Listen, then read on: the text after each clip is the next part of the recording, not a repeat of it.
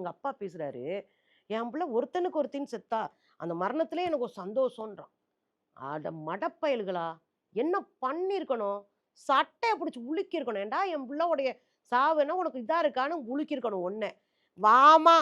என்ன பெரிய உலகத்துல ஆம்பளைங்க இல்லையா? வாம்மா கொஞ்ச நாள் நீ அமைதியா இரு. சரியாயிக்கோ. உனக்கு இன்னொரு கல்யாணத்த பண்ணி வைக்கிறேன். எங்க ஊர்லலாம் அத செய்வாய்ங்கங்க. மொரட்டு பயலுக தான் மதுரக்காரைங்க. ஆனா, அறுத்து கட்டுறதெல்லாம் அவைங்க மொத ஆளுக. உடனே டப்புன்னு இன்னொரு கல்யாணத்த பண்ணி விட்டு போயிட்டே இருப்பாய்ங்க. அந்த இதுல உண்மையிலே எனக்கு அது சந்தோஷம் தான் நான் நெனைப்பேன். ஏங்க ஒரு பொண்ணு ஒருத்தன் கூடயே வாழ்ந்து அவனுக்காவே எந்த காலத்துல உட்கார்ந்துருக்கோம்? ஒரு அயோக்கியன்னு தெரியுது. அவன் நம்ம பிள்ளைய சுரண்டுறான்னு தெரியுது. பாலியலாவும் சுரண்டுறான், பொருளாதாரமும் சுரண்டுறான். அந்த குழந்தை அங்க எவ்வளவு சிக்கி சீரழிறா? நீ என்ன அட்வைஸ் பண்ணி அனுப்பியிருக்க? சினிமாவா நடக்குது? என்ன நடந்தாலும் நெளிவு சுளிவா போம்மா. இவரே சொல்றாருங்க அந்த அப்பா. நெளிவு சுளிவா போகணுமா. ஏன் போகணும்? அந்த பொண்ணோட ஆடியோலயே அதான் சொல்லியிருக்காங்க. ம். அட்ஜஸ்ட் பண்ணிக்கோன்னு சொல்றாங்க. அட்ஜஸ்ட் பண்ணிக்கோ. அப்ப என்ன அவரு பேசுறாரு அப்டின்னா, அந்த குழந்தைய பேசுறதுல வச்சு நம்ம சொல்லும்போது, நெளிவு சுளிவா போ. விட்டு குடுத்து போ.